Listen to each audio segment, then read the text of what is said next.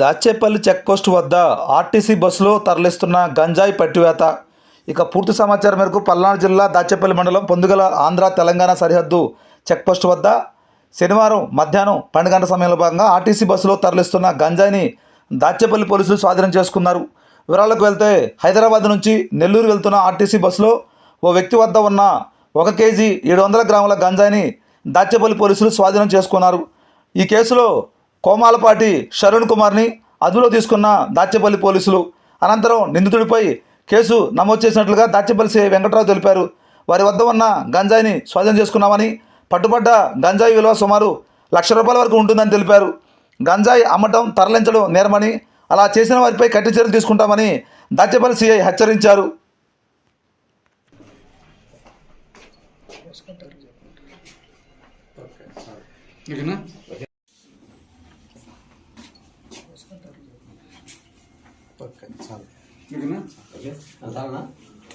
Check post దగ్గర ఉన్నటువంటి డ్యూటీలో ఉన్నటువంటి వీరానాయక్ అనే కానిస్టేబుల్ ఉన్నారు.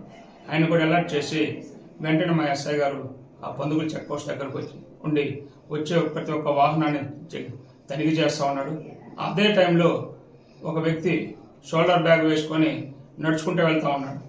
ఆ టైంలో మా ఎస్ఐ గారికి అనుమానం వచ్చి ఆ బ్యాగ్ చెక్ చేయగా సుమారు 1 కేజీ 700 గ్రాముల ఈ గాంజా అనేది అందులో ఉండడం జరిగింది.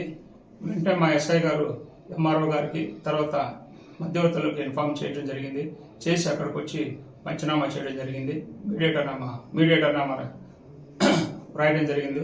దాన్ని మొత్తం ఎంఆర్ఓ గారి సమక్షంలో వెయిటేగా 1 కేజీ 700 గ్రాములుగా తెలిసింది.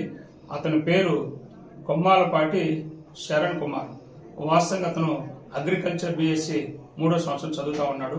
హర్యానా స్టేట్లో ఉన్నటువంటి PDM యూనివర్సిటీ అని తెలుసుకోవడం జరిగింది. వాస్తవంగా అతని సొంత ఊరు అద్దంకి దగ్గర ఉన్నటువంటి రెడ్డిపాలెం. 15 సంవత్సరాల క్రితం అతను హైదరాబాద్ షిఫ్ట్ అయిపోయారు. తర్వాత కరోనా టైంలో అతను ఫాదర్ చనిపోవడం వల్ల మళ్ళీ హైదరాబాద్ నుంచి తన సొంత ఊరికి వచ్చేసాడు. తర్వాత అదే టైంలో అతను చదువు డిస్కంటిన్యూ చేశాడు.